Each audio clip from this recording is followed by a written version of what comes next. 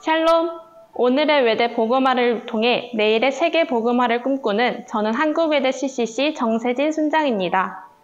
구약의 마지막 선지자인 말라기는 나의 사자라는 의미의 이름입니다. 여러분도 지금 주님께서 택하여 세우신 일꾼으로 살아가고 있나요? 말라기를 묵상하며 하나님의 뜻을 전하는 삶에 대해 생각해 봅시다.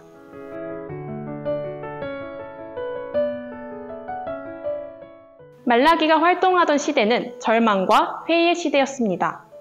유다인들은 나라를 잃고 포로로 끌려온 후에도 메시아 신앙을 버리지 않고 있었는데 그래서인지 바벨론을 멸망시키고 자신들을 귀환하게 한 페르시아의 고레스 황제를 메시아 예언의 실현으로 보는 사람도 있었습니다.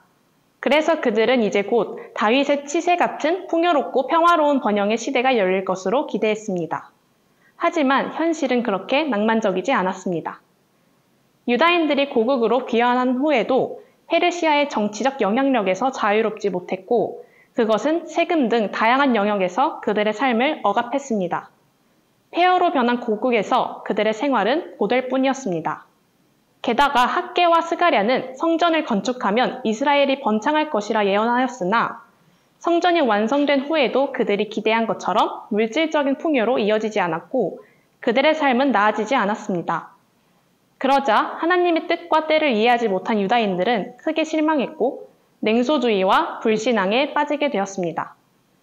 어려운 시대를 살아가는 하나님의 백성들이 이렇게 신앙적으로 방황할 때 그들을 바로잡고 이끌어줄 책임은 영적 지도자인 제사장들에게 있었지만 그들도 다른 백성들과 다를 바 없었습니다.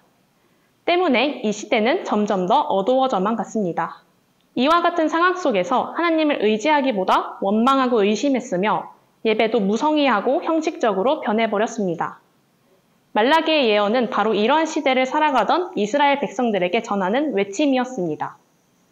절망적인 사회 현실과 신앙적 회의에 빠져있던 유다인들을 위해 말라기는 하나님의 말씀을 선포합니다. 말라기서를 읽다 보면 그 당시와 지금 우리 시대가 닮아 있음을 보게 됩니다. 하나님의 백성들이 냉혹한 현실 앞에서 하나님을 향해 가졌던 소망과 인내를 버리고 냉소적인 불신앙으로 형식적인 신앙생활을 한다는 면에서 그렇습니다. 저희 외대 CCC는 이 땅 곳곳에 하나님의 사랑이 가득 채워지고 넘치기를 기도합니다. 그럼에도 세계 각지에서 전쟁이 계속되고 한국에는 신천지와 같은 이단이 교회의 사역을 방해합니다. 캠퍼스 내 신천지의 포교 활동이 계속되면서 CCC의 전도 사역도 어려워지고 있습니다. 계속해서 기도하고 움직이지만 현실은 바뀌지 않나 하는 의문이 들 때도 있습니다. 특히 코로나 이후 회의감이 들었던 것 같습니다. 물론 그때나 지금이나 대세를 따르거나 시류에 편승하지 않고 여호와를 경외하며 신실하게 예배자로 살아가는 이들도 있습니다. 하나님은 그런 자들을 기억하시고 아끼시며 구별하십니다. 하나님의 때가 더딜지라도 꼭 올 것입니다. 그러니 우리도 말라기서를 통해 스스로를 점검하고 하나님의 시선을 의식해 봅시다. 말라기는 스스로를 점검해야 한다고 말합니다. 하나님의 시선을 의식하며 인내와 소망을 가지고 하나님의 뜻과 때를 기다리는 신앙생활이 되기를 소망합니다. 샬롬!